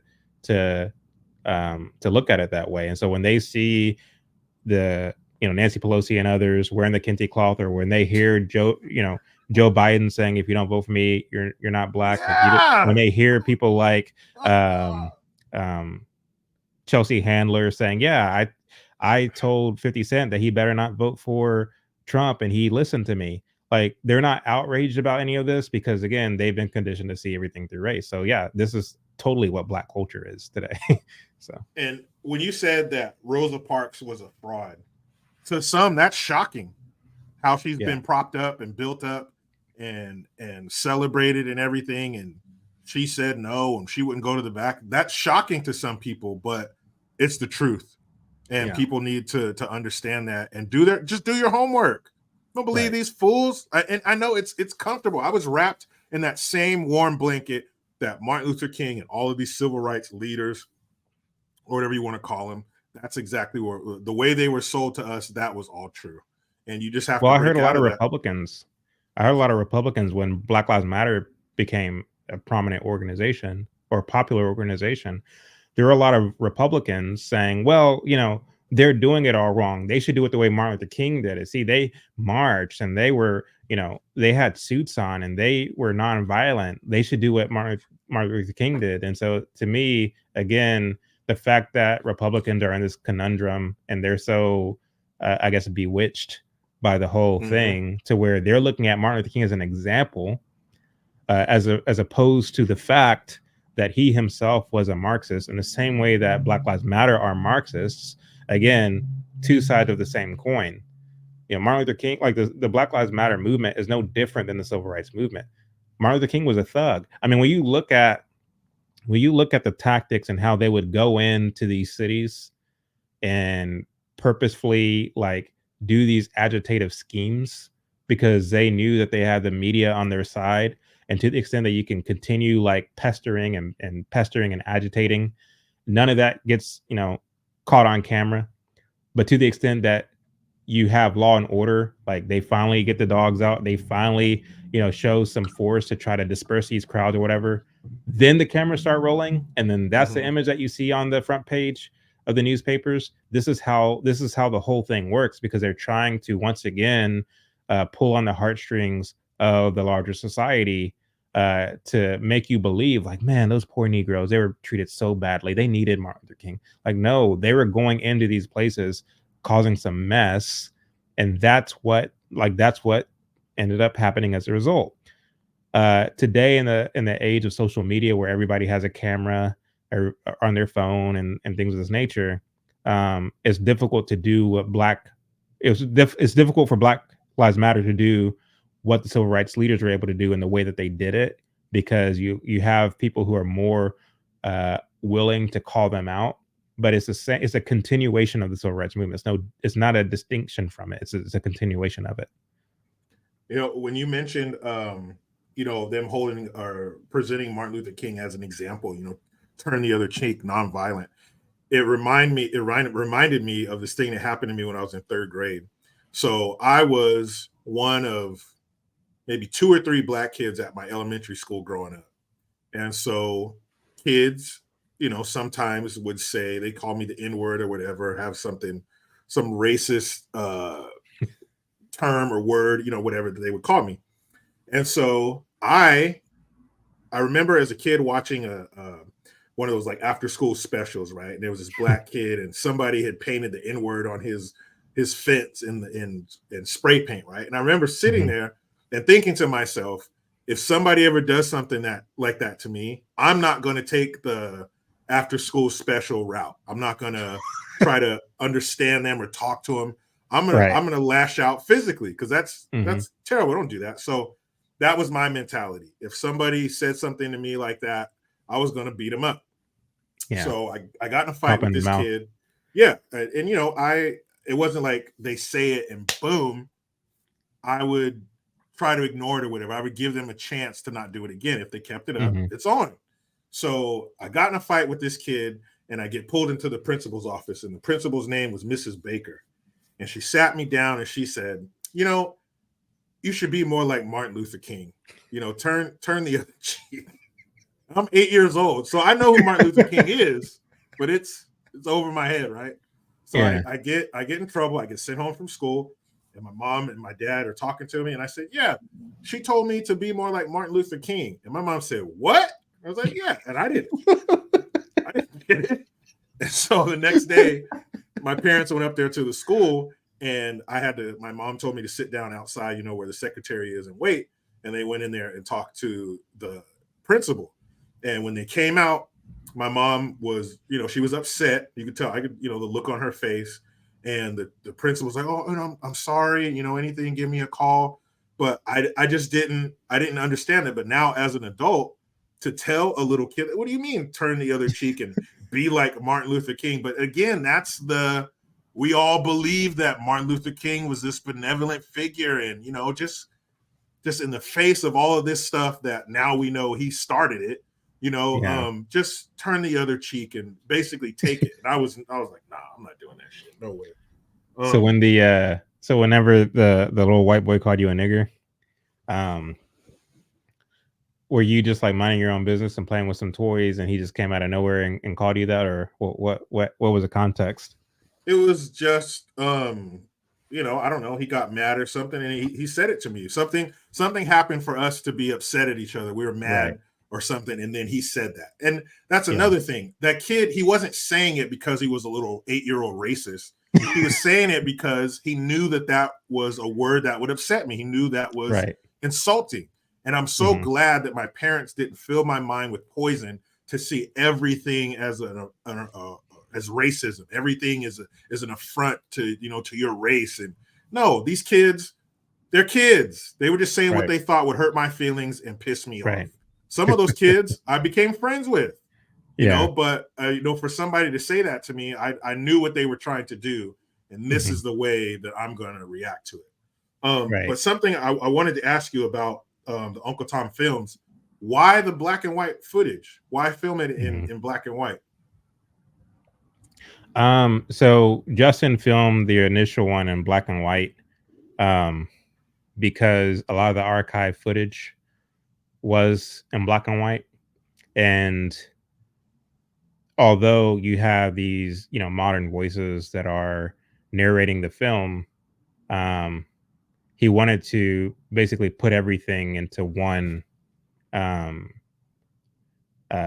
frame, if you will. I don't know if that makes sense, but basically he wanted everything to like kind of blend in together, and that kind of became the staple of the Uncle Tom franchise. So we just kind of kept it going in part 2, and part 3 will be in black and white as well. But you'll notice that even in Uncle Tom, the original film, the whole thing is in black and white except for the footage of black families thriving and prospering. I don't know if you caught that. But that's we use color to connote a positive time, like positivity and so-called black culture, which I wouldn't call black culture as much as I would call it American culture, because here's a time where blacks saw themselves as one and the same with America. And then two, in Uncle Tom Part Two, we do the same thing where in the beginning, in the opening of the film, you have just this, 4 minute, just continuous stream of black home videos of Mhm. families, Yeah, you know, going to church together, dancing together, eating together, and all that's in color. Um, what we're talking about in the films is pretty heavy stuff, pretty tragic stuff, and I think the black and white is symbolic of the weight of what it is we're talking about, juxtaposed to the color of something positive and something inspiring, if that makes sense. definitely. And before we wrap it up, I have one more question, and we'll get into a little rapid fire. But at the Uncle Tom 2 premiere, you're there. All the people in it: B. Tatum, Carol Swain, Alan West, and others are all there. Other conservatives who are in social media who happen to be of the same complexion as us. I don't want to use black conservative, but Yeah, all of those people in the played room. out. Larry Elder was, huh? Was what's that? As a black conservatives played out. Yeah, man, definitely. Um, and Larry Elder was there, and actually myself and Oliver Mack and Craig Long and his wife were kind of standing together. We're going into Yeah. the theater to get our seats and stuff, and we find 4 seats in a row right next to each other. So we put like we had the DV copy of the DVD, some other paperwork and stuff, like a poster, and so we put it in the seats to hold their seats because Craig and his wife went to the bathroom. Hmm. But as soon as they walk out, Larry Elder and his girlfriend came in, and they walks up to us Hmm. like, "Hey, Larry Elder, nice to meet you," and everything. Met his girlfriend, and he says, "Can we sit next to you guys?" We're like, "Yeah." So we took Craig's stuff, moved it. So little behind the scenes there. So Craig, sorry man, Larry Elder wanted your spot.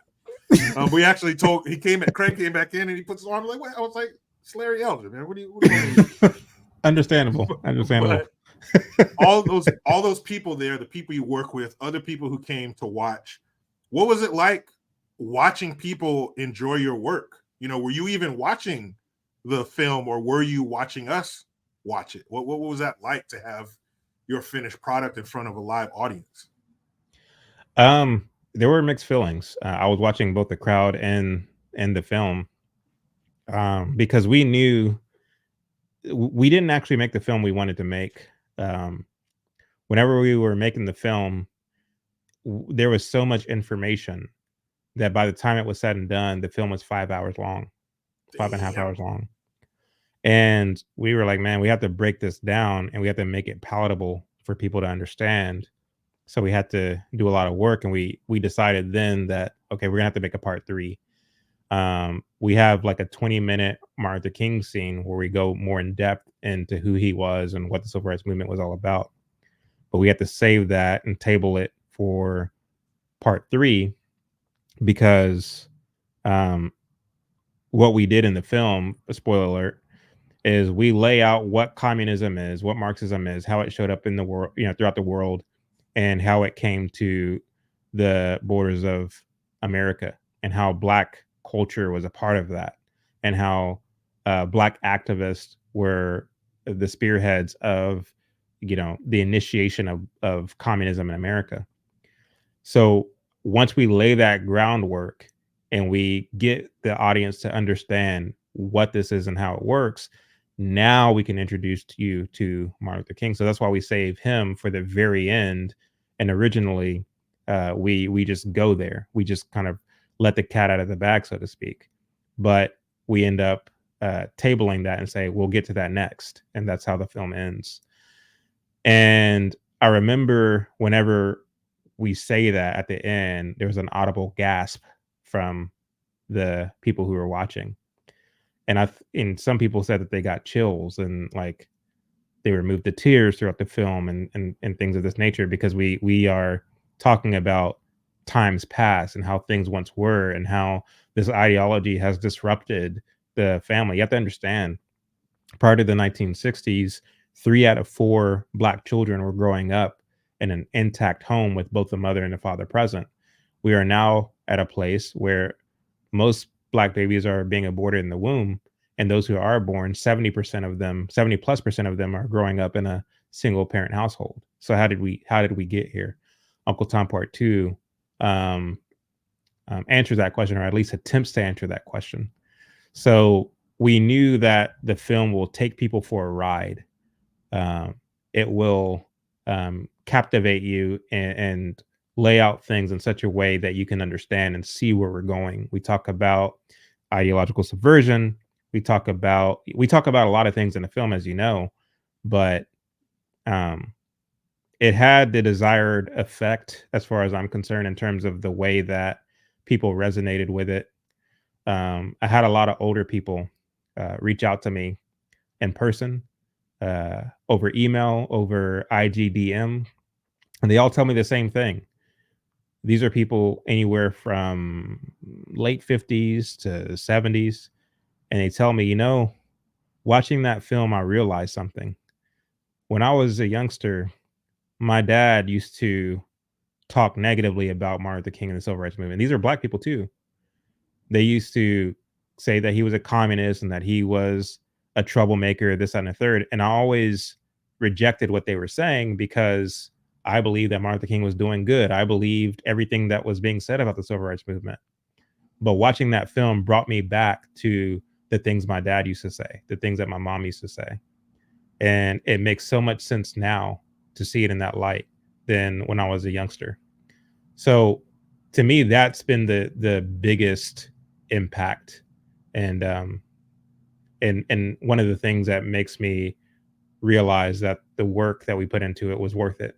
Because even though the film isn't as popular as Netflix's The 13th or some of these more woke films that get a lot of backing from big time studios and donors and um, are being shown in classrooms across this country, even though it's not as popular as those films because nobody wants to touch it. The fact that people who do see it resonate with it to that degree, I think it wasn't done in vain. Not at all, man. A great film. And when I did my review on it, one of the things I said, and I stand behind that forever, is that documentary should be shown in every classroom, whether it be Hmm. high school, college, whoever is, whatever age you are, when you're old enough to understand what the film is about, it needs to be shown to people because all it is the truth. It's Hmm. not skewed in any way. It's not trying to convince people to be on any side politically. It's the truth, and the Hmm. truth should be for everybody. Yeah, And one, I'm sorry, go ahead. you notice, like, in the film, I mean, we do mention Republican and Democrat in part one, but I don't know if you caught this, but in part two, we don't mention Republican or Democrat at all. We don't mention, like, you never hear the word Democrat or Republican brought up one time in part two. And the reason for that is because we're trying to make it clear that this is about ideology and culture and how it was shifted and why it was shifted and to what end was it shifted.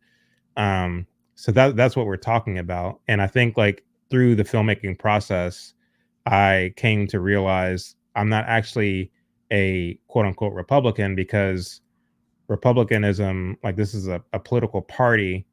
And when it comes to political parties, they're all controlled by the same donors, the same um, um, puppeteers, so to speak. And if I truly am a patriot, if I'm truly someone who believes in America and the promise of America, I'm not going to accomplish that under the guise of a political party. I'm going to accomplish that as an individual who loves my country, who loves my neighbors, and am willing to be a man and stand up for what is right. I think the parties, they dilute and convolute that mission, and so it's to that end that I don't consider myself a part of any kind of political party. But yeah, we don't mention Republican or Democrat at all in part two, nor are we going to do it in part three. So. And one of the great parts about it is to all the things that it talks about, it affects us all. You know, if Mhm. black folks are doing poorly and the violence and all that stuff, it affects everybody. So Right. this should be shown to everyone. And one of the things, one section of the film, one part of the film, it was embarrassing. It was the part where, and this is another part where the black and white footage is very impactful. It was a series of young black folks cussing and yelling at the camera and the Mhm. bandanas and all that, just that gang violent, degenerate part of black culture. And it was Mhm. embarrassing to sit in there in a room full of people, some of them who weren't black, to sit in a room with white folks and Yeah. see this shit. It was Right. embarrassing. Right. And it shouldn't, I mean, and you know, nothing on you guys, but it was just embarrassing to see that, to see black folks acting that way. You No, almost I get want to what you're stand saying. up and say, it's not all of us, you know, No, it's it not was all of important to us. show that because, unfortunately, with a lot of conservative films or Christian films, the directors will shy away from showing the ugliness of the world because they want to keep things PG because we want families to watch it and this, that, and the third. But, going that route takes away the rawness and the realness of your film. If we want to make it good, we have to show you what the world actually looks like. We have to show you what black culture actually looks like in many respects so we can show you and tell you how we got here and why this is happening. So, what I mean? We didn't want to, like, yeah, we understand that churches will be seeing this and people like will want their kids to watch it and things of this nature. And to be truth be told, there were some emails that we got from people who say, I love the film, but I can never show it to my kids because it has cussing or it shows this or it shows that. And Mm-hmm. that's fine. I'm not going to tell somebody how they, I mean, I will tell people how to raise their kids, but I know my limits, if that makes sense. Um, but at the same time, it's like, we have to show it. It's the same thing with Passion of the Christ. In the Passion of the Christ, directed by Mel Gibson, he shows you the Christ figure being brutally beaten and basically, pulled apart, because he wants to show you the fact that, and the film didn't do it justice, but it didn't hold back, but he wanted to show you what Jesus went through for your sins. Um, to show Jesus with like a little speck of blood, or to, you know what I mean, make him look pretty on the cross. That's not going to do it justice, and you're going to be like, okay, yeah, that was a good movie, but I still don't know. You know what I'm saying? So anyway, all that to say, we needed to show that in order to show you what, how the world really is. So It worked. Okay. Are you ready for some rapid fire esque questions here? let's do it. Um so Mansfield, Texas. Which of these places to eat would you pick? Our place, Main Street Taco, or the Flying Squirrel Coffee? Our place. Okay. Our place is the best place to eat simply because they have good home cooked Southern meals there. The only problem with them is I think they close like at 2 p.m. So, Okay. um, Breakfast and lunch. yeah, breakfast and lunch. So, but yeah, I mean, very, very good food. High cholesterol, but really good food. Mm-hmm. I actually called the Mansfield, Texas Visitor Center, and the lady who Mhm. answered, I asked her that, and the first thing she said, she goes, "Ooh, our place." I was like, "Okay, cool." But she gave me the first two. She's like, "Oh, you got to put the flying squirrel in there." She's like, if you're from here, you know. Yeah. So family trip or a movie night at home with the family? Hmm. Family trip. Family trip, just because those are hard to come by. My kids want to have a movie night every other night. So, You but I, sure I like do. the family trips because, especially as the kids are getting older, um, because you get them, especially my kids, since they're homeschooled, it's good to get them out of the house and get them seeing this great country of ours. We want to take them to Mexico, but yeah, family trip for sure. Yeah, one of my best memories. 12 years old, we drove from California to Baltimore, and we took the southern Mhm. route, and then went straight across the middle of the U.S. coming back, and that was amazing to see the different landscapes, and the different, Yeah. summertime, so it was hot everywhere, but you know, you get Right. into the South, the humidity and stuff like that, Yeah. the different truck stops and the food and the people's accents. It Right. was really, really great. And by the way, let's see, we left mid-June and we drove coast to coast, no AC. Mm. That was tough. That was real tough. And we were in Texas at a truck stop. My dad puts the van in park, and the rearview mirror inside on the windshield, the glue melted and it just fell on the dashboard. I was like, get the hell out of Texas now. Why Baltimore of all places? That's where my mom is from. So it was she wanted to go back and see her family. But it's not the Baltimore that we get today. There was some of it. It wasn't as bad as it is today. But yeah, we went back there to see my mom's family. What do you say? Well, no, let me do the other one.